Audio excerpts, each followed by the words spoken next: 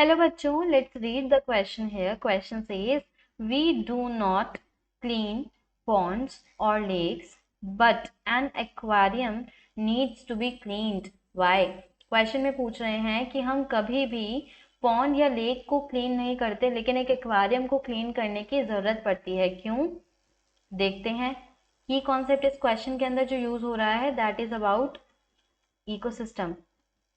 Ecosystem क्या होता है? जहां पे तुम्हारे बायोटिक एंड एबायोटिक फैक्टर्स दोनों आपस में इंटरैक्ट करते हैं और इकोसिस्टम को कॉन्स्टिट्यूट करते हैं। So it constitutes of abiotic and biotic components, abiotic and biotic components.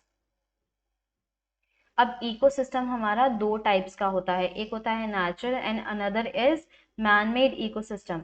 So here we will write ecosystem is of two types, natural and man made ecosystem. Natural ecosystem, man made ecosystem.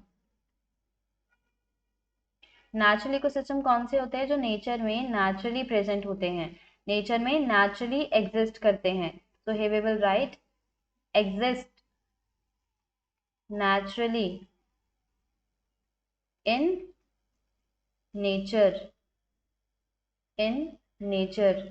These are man made वाले, these are artificial, exists artificially in nature। मतलब इनको क्या करते हैं हम? Naturally नहीं, इनको artificially बनाते हैं। इनको ऐसी कंडीशंस प्रोवाइड करी जाती है जिससे कोई भी बायोटिक फैक्टर्स और एबायोटिक फैक्टर्स आपस में इंटरैक्ट करके जिंदा रह सके या फिर सरवाइव कर सके। नेचुरल इकोसिस्टम में no manipulation of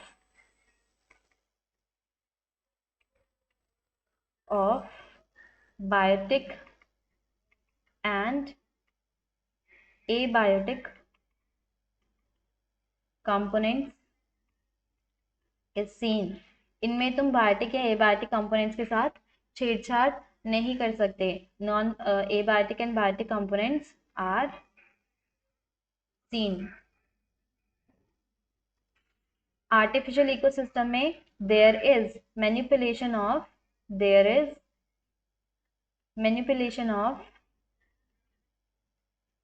biotic and abiotic factors, biotic and abiotic factors. होता क्या है जनरली? फॉर एग्जाम्पल, एक पॉन्ड है जो नेचर में नेचुरली एग्जिस्ट करता है, ठीक है। इस पॉन्ड के अंदर वो सारी चीजें हैं, वो सब फैक्टर्स हैं जो एक इकोसिस्टम को सरवाइव करने के लिए रिस्पॉन्सिबल होते हैं।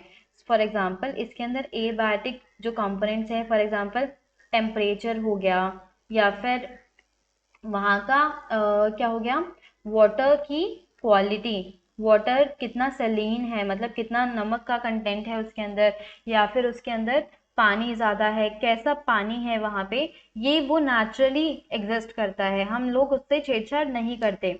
एबायोटिक फैक्टर्स नेचुरली एग्जिस्ट करते हैं। और होता क्या है, बायोटिक फैक्टर्स में क्या होता है? बायोटिक फैक्टर जैसे फिशेज हो गए, लार्ज फिशेज हो गए, फाइटोप्लैंक्टन्स हो गए, जू प्लैंक्टन्स हो गए, ये सब क्या होते हैं? नेचुरली उस पॉन्ड के अंदर एबायोटिक फैक्टर्स से इंटरैक्ट करते हैं और लाइफ सरवाइव करते हैं अपनी, ठीक है। एबायोटिक फैक्टर्स और बायोटिक में हमारे लिविंग ऑर्गेनिजम्स आ गए, लिविंग ऑर्गेनिजम्स। यहाँ पे for example man made ecosystem में एग्जाम्पल ले लेते हैं। यहाँ पे एग्जाम्पल लेंगे हम अबाउट एक्वेरियम। एक्वेरियम में क्या करते हैं हम? फिशेस को या फिर एक्वाटिक लाइफ को उठा करके उनके नेचुरल हैबिटेट से एक ऐसा एटमॉस्फेयर प्रिपेयर करते हैं जो आर्टिफिशियली बनाया हुआ होता है। उनको टेम्परेचर हम प्रोवाइड करते हैं, उनको वाटर हम प्रोवाइड करते हैं, उनके अंदर जो लिविंग ऑर्गेनिजम्स होंगे वो भी हम प्रोवाइड करेंगे, और सिर्फ उनको सर्वाइव करने के लिए कंडीशंस प्रोवाइड करते हैं।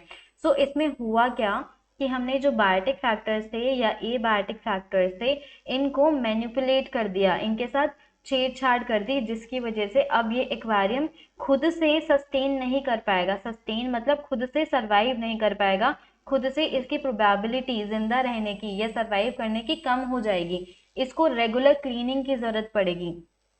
जैसे हमने इसको एटमॉस्फेयर क्रिएट करवा के दिया है, सारा कुछ हमने सेट किया है, तो आगे जो क्लीन करने की रिस्पॉन्सिबिलिटी है वो भी हमारी होती है। फॉर एग्जाम्पल, एक्वेरियम के अंदर जो फिशेज होती हैं या जितनी भी एक्वाटिक लाइफ होती है, वो क्या करेगी, अपना यूरिया सिक्रेट करती है। यूरिया इज बेसिकली उनका एक्सक्रीटरी सब्सटेंस। एक्वाटिक एनिमल्स क्या करते हैं, अपना एक्सक्रीटरी सब्सटेंस वाटर बॉडीज के अंदर रिलीज कर देंगे एक्वेरियम के अंदर, और कुछ टाइम बाद उसके अंदर इतना ज़्यादा एक्सक्रीटरी सब्सटेंस प्रेजेंट होगा कि उस पानी की एक्वेरियम के अंदर टॉक्सिसिटी बढ़ जाएगी, जिससे फर्दर अगर उसको क्लीन नहीं किया गया तो जो एक्वाटिक लाइफ है वो हमारी डिस्टर्ब हो जाएगी एक्वेरियम के अंदर।